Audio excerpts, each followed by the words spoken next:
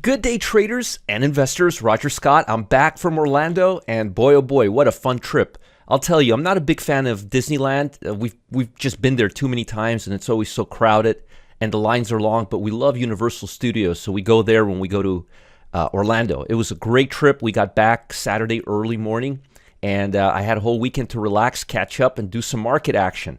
And that's what I'm here to talk about. Now, before we get started, before we get too deep into the nitty-gritty, please like the YouTube Wealth Press channel, subscribe to our videos, and most importantly, post comments there. That's when I respond to you. I want to make sure you give us a thumbs up or a thumbs down, whichever we deserve. But let me know if you are enjoying these videos because I do spend a lot of time on them every single morning. Now, it's a fresh week. It's about 7:41. The market's not going to gear up to open for almost 2 hours, an hour and 49 minutes.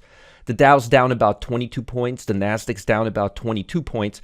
This is very, very random action, and it just very simply means the market is looking for something. It's looking for data. It doesn't have anything beyond randomness right now.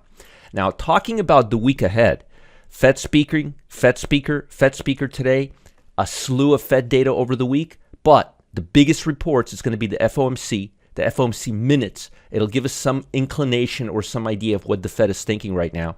And then the GDP report. That's the biggest report of the quarter. That's coming out today, on Thursday. And that's going to give us a very strong indication of how the economy is humming along, whether it's slowing down or speeding up. Friday, you've got durable goods, international trades and goods and services, and personal income.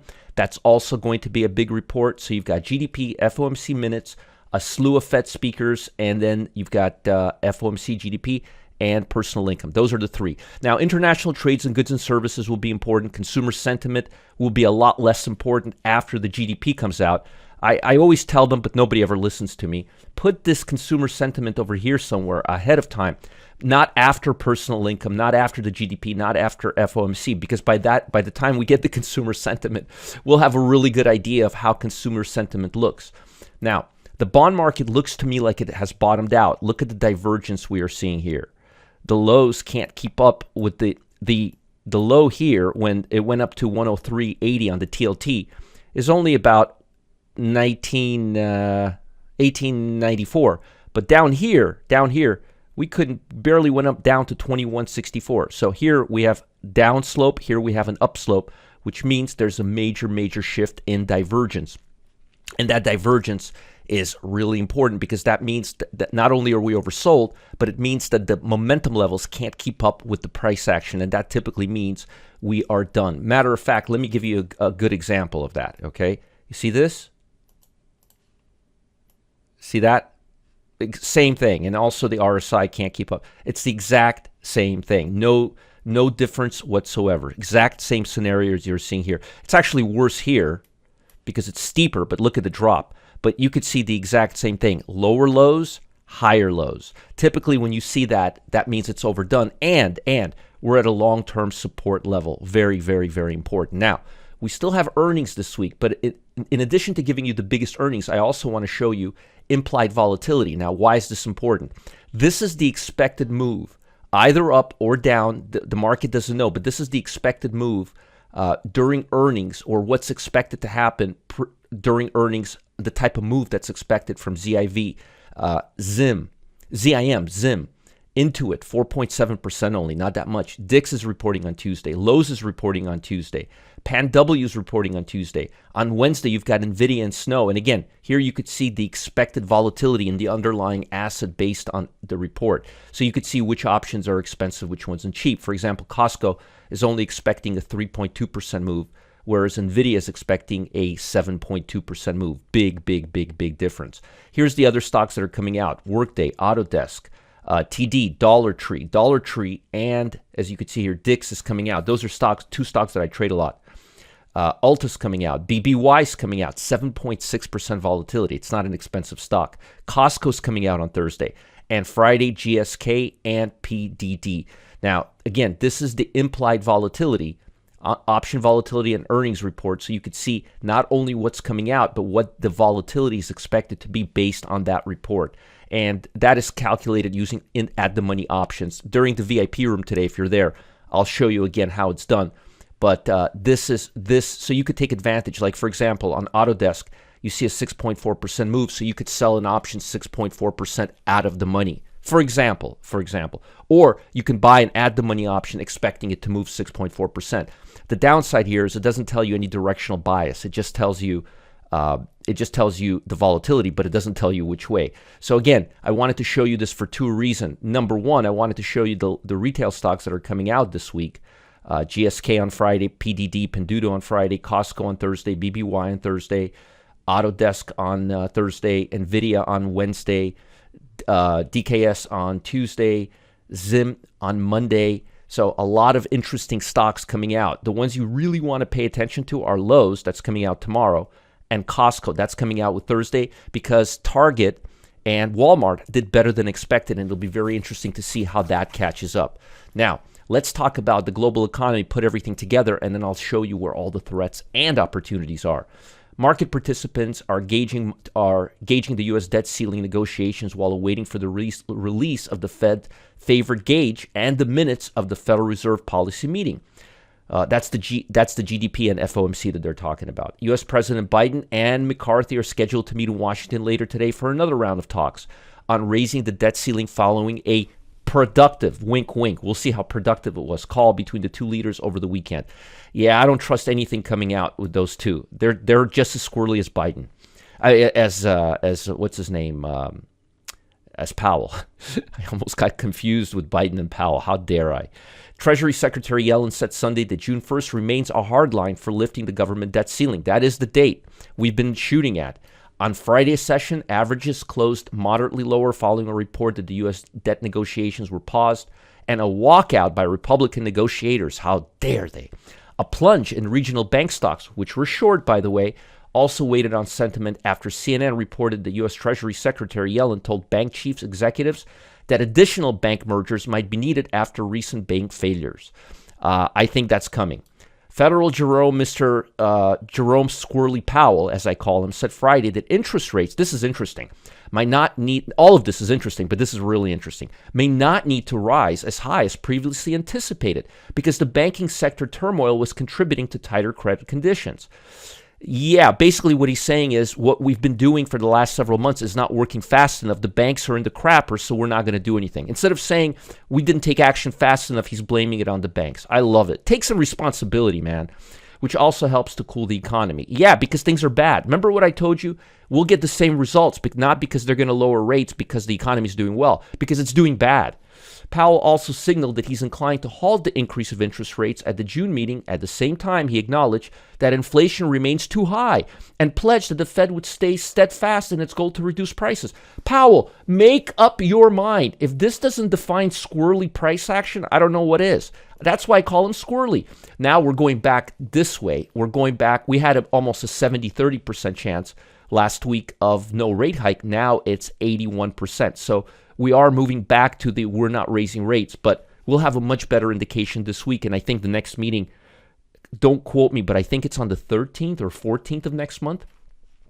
This week we've got GDP and FOMC. As I showed you, those are going to be the big reports. There's a lot of data, but GDP, FOMC minutes, retail inventories is going to be kind of interesting too, based on last week's report, manufacturing report. It came out not so well. But durable goods will be interesting, but most importantly, personal income, GDP, and FOMC. Now, let's talk a little bit more about the economy. We're going to be watching Fed speakers talk. In Europe, they're looking at mining and energy stocks that lost ground. Keep an eye on those stocks in the U.S. because sometimes we have follow-through. Consumer products and utility stocks outperformed. I love that. China's Shanghai closed higher as optimism over potential improvement in U.S.-China relationship boosted market sentiment. Don't hold your breath. U.S. President Biden said Sunday after the Group of Seven summit in Japan that he expects relations between U.S. and China to improve very shortly. I hope so. That'll be great because we really need it. Meanwhile, the People's Bank of China kept its key lending rates unchanged near historic lows on Monday and pledged to support economic growth. China's chip stock advanced on Monday after China banned Micron Technology from selling memory chips to key domestic industries. That's not good for the chip sector. Japan's Nikkei stock closed higher, posting an 8th successive session of gains as investors continue to buy discounted Japanese stocks. Well, I told you the Japanese is going to start strengthening out. Their new prime minister has a very different agenda.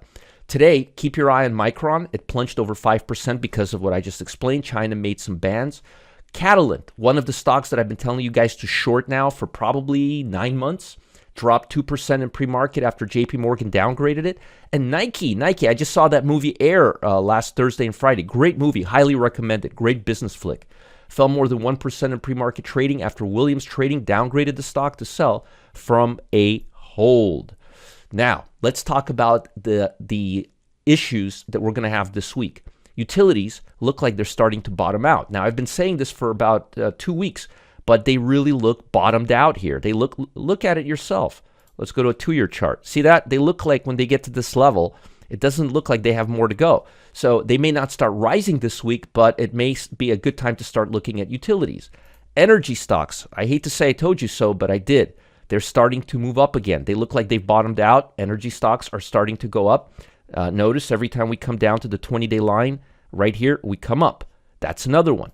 Consumer staples. Now, consumer staples didn't drop all the way down, but they didn't do so bad. They're actually at their, I think, 9-month or 8-month low momentum levels, and consumer staples are defensive. So it'd be kind of weird for them to drop all the way, especially with some stocks like GIS and Pepsi making swing highs right now.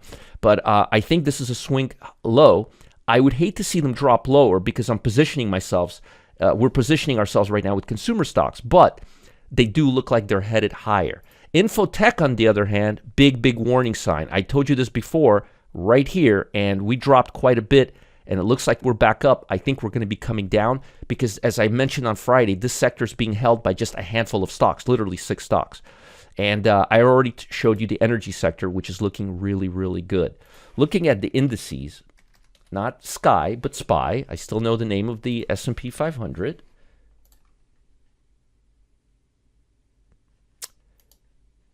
Let's see here. Looking at the SPY, remember, there's a lot of market cap in tech stocks right now. And look at the divergence. I'm not happy about this. Look at the QQQ.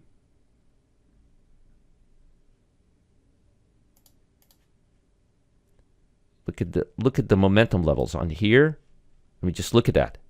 We're at the highest momentum levels that we've been to since right there.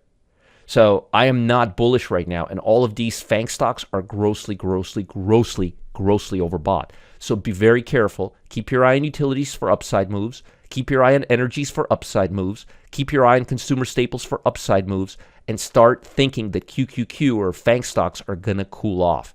Boy, what a review, right, for a Monday? Post feedback and comments here. Now, before I let you go, do you want to tap into potential gains of crypto without touching a single risky token? Just wait till you hear this. Jeffrey Turnmeyer, Jeffrey's a great guy, by the way.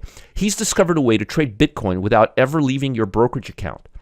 It has all to do with targeting specific windows and trading during those times. The next window is about to open. So he's like in a few days, if this thing's going to open, he's going live at 1 p.m. Eastern time today as he reveals exactly how it works. Now, I'm not a crypto expert, but Jeffrey, this guy, literally, he's a big tech guy. He's an engineer. This is his cup of tea. That's why he's doing this. We've got experts doing their field, and he's an expert in crypto. Follow the link below. This is brand new. You do not want to miss out. I'll be there. I'll be hosting this thing. It'll be a lot of fun. Follow the link below. And if you don't know where the link is, go to the YouTube Wealth Press channel. Subscribe to Telegram while you're there. You'll get free trades, pictures of my cats, frisky pictures of my cats sometimes. And follow the link below. Click the link, save your seat for our live event. It's happening at 1 p.m. Eastern time. I will see you all there, and I will know if you're not. Again, like this channel, subscribe to these videos, and post comments. I'll see you guys later. Have a great week. I'm excited about this week. I think we're going to have some interesting moves. Bye.